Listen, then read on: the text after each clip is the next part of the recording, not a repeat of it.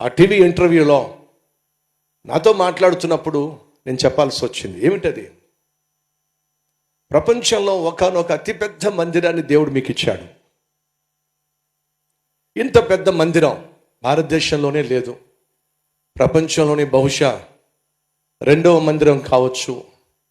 మీకు ఆశ్చర్యం వేస్తుందా దేవుడు ఇంత పెద్ద మందిరాన్ని, ఇంత గొప్ప సేవను మీకు ఇవ్వడం అని నన్ను ప్రశ్నించినప్పుడు నేను చెప్పిన సమాధానం ఏంటో తెలుసా?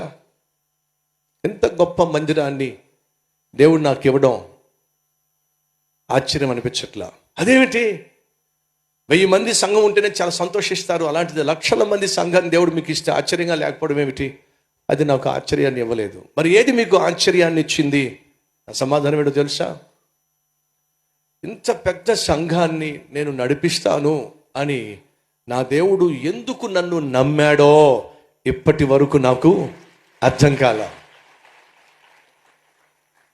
ఆయన నన్ను నమ్మాడు, చూశారు, అది నన్ను బహుగా ప్రభావితం చేసింది, బహుగా ఆశ్చర్యపరిచింది.